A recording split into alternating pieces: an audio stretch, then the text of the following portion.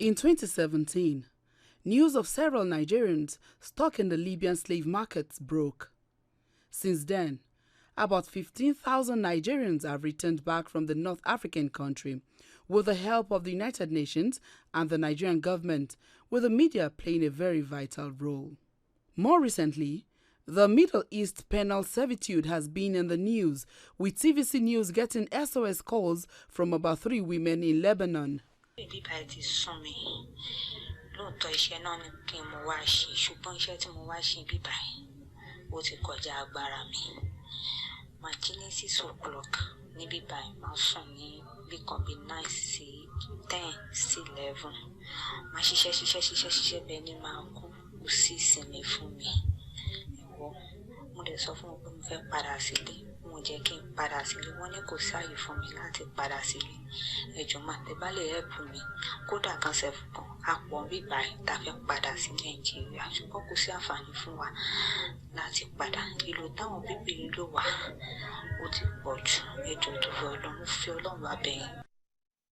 spite of these dangers and more experienced by migrants, some are still bent on traveling at the first opportunity.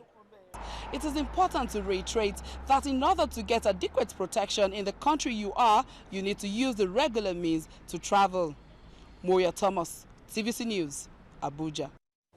In the studio with us is Folashade Olabanji-Oba, founder, Shelter of Grace. Good morning. Good morning. And thank you for joining us on TVC Breakfast.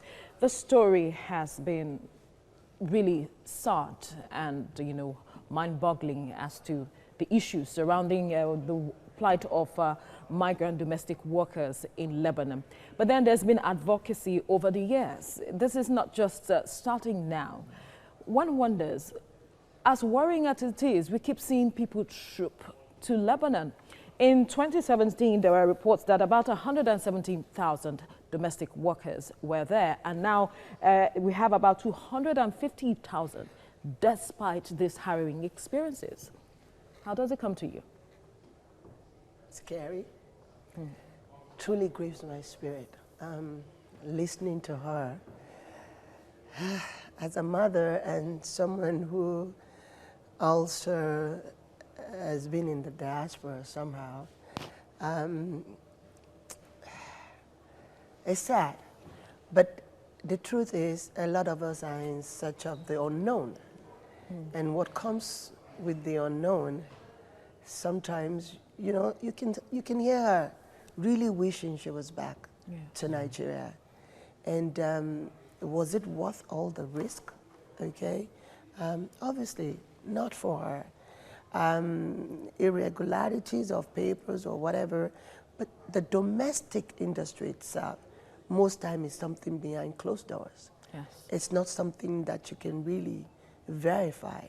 And so it's really setting oneself up for a lot of abuse, and it can be avoided. All right, we see a lot of times that this situation has been happening in places like, in countries like Dubai, Oman, Libya, and now Lebanon, and other countries that we have not known yet. But we also see that the government has relations with these countries, and the plights of these ones have been echoed several times over the years.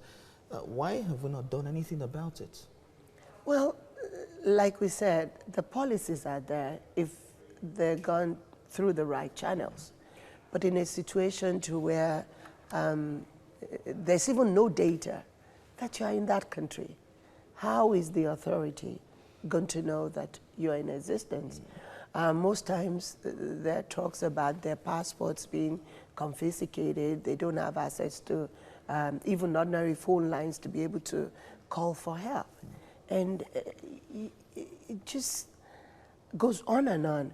But I know the Nigerian government a couple of times, the ones that were able to get to the embassies and all that.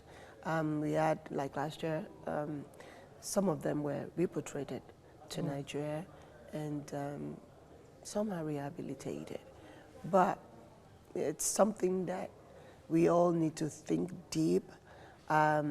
Domestic agency can really be professionalized, let me use that word, Okay.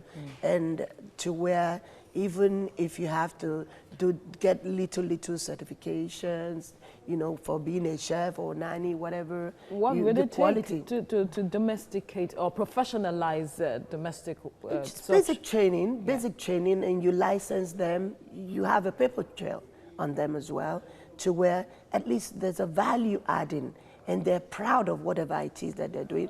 That way, even the employers will handle them better. But we see a situation in these countries, in as much as that is laudable, Yes. there seems to be a cabal running these things, and it seems ring. to be a So- ring, yeah, from Nigeria to those countries. And so all of this might just be rendered useless if we are to talk about, if we still have a cabal that still runs it.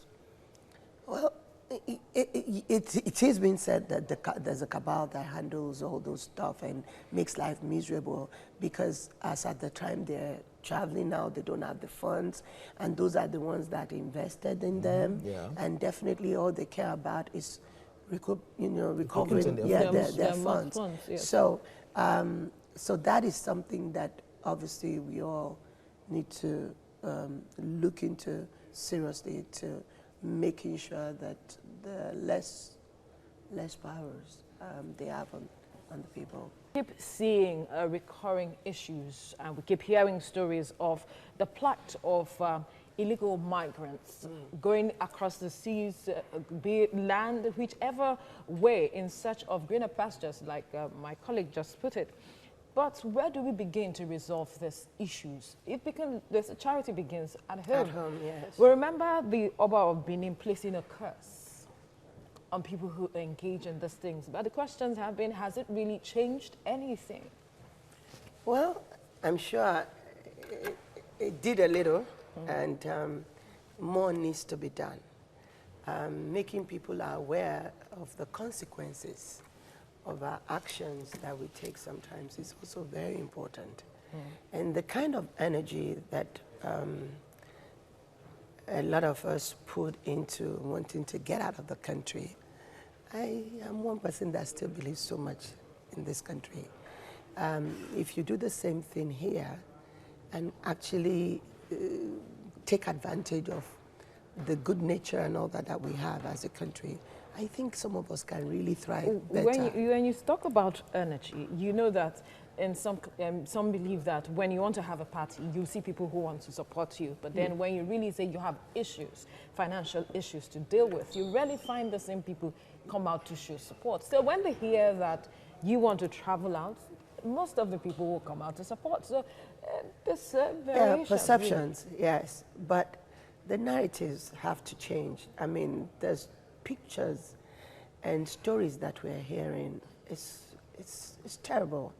And it's the risk of wanting to end it all. I mean, it's life-threatening situations that a lot of them have to go through to even pass the borders and all that.